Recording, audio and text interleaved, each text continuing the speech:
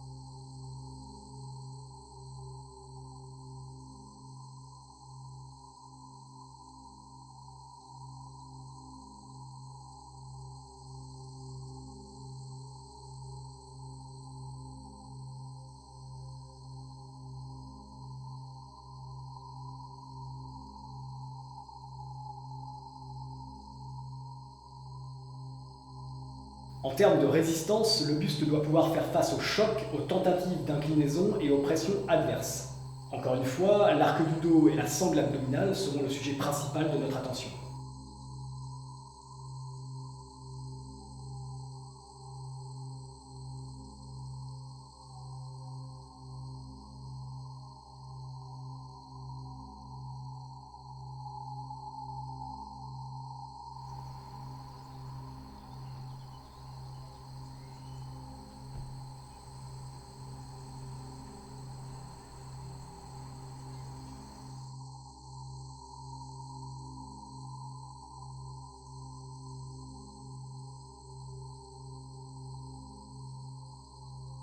L'endurance du buste peut être abordée dans un travail général du corps, dans les répétitions prolongées des exercices précédents.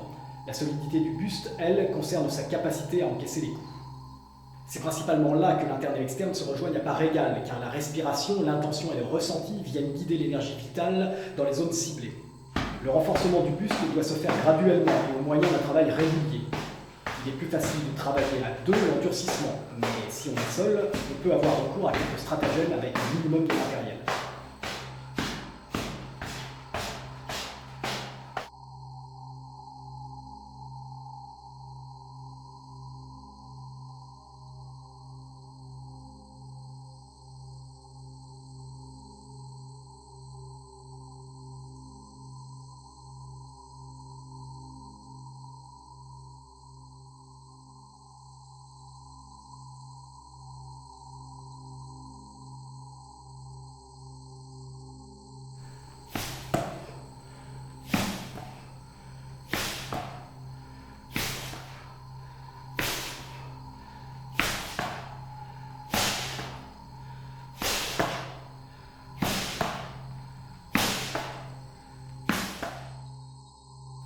buste doit être réactif et explosif au même titre que les bras et les jambes.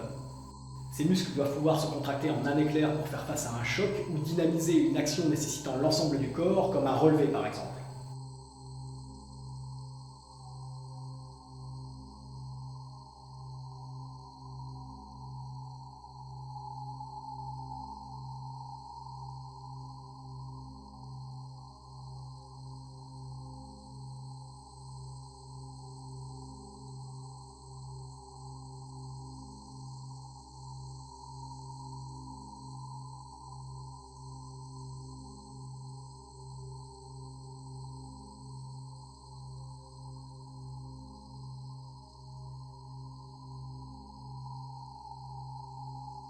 Le buste doit être mobile et souple afin de conduire les informations entre les jambes et les bras et afin d'esquiver les frappes.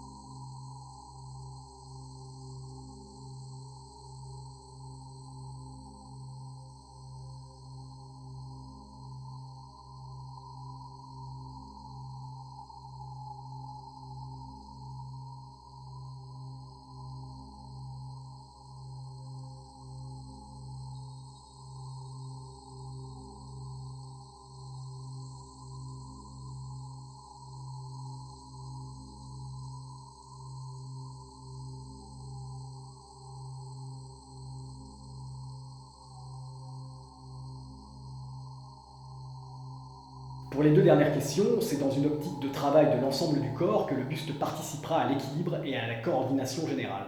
Nous voici donc au terme de cette vidéo qui, je l'espère, vous aura donné quelques idées pour constituer votre méthode de formation externe, que vous soyez pratiquant de Wing Chun ou d'un autre style. Rappelez-vous qu'il est essentiel de s'échauffer avant les séances et que la première des vertus martiales est l'humilité. Humilité envers les autres, bien entendu, mais aussi humilité envers vous-même, c'est-à-dire que vous ne devez pas vous estimer être en mesure de sauter les étapes graduelles de votre formation.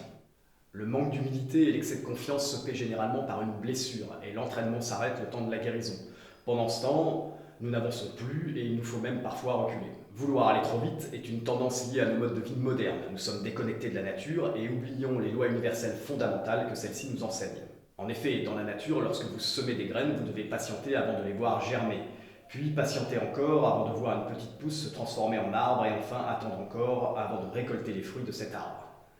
La nature fait son œuvre à son rythme et vous devez juste faire en sorte de l'accompagner en amenant à vos graines les meilleures conditions possibles pour qu'elles donnent de merveilleux fruits. Cela sous-entend travailler la terre pour qu'elle soit riche, assurer une bonne exposition et un bon apport d'eau à vos pousses si la pluie vient à manquer. Vous devez également éviter toute pollution chimique et surveiller que certains animaux ne viennent pas manger vos pousses ou vos fruits.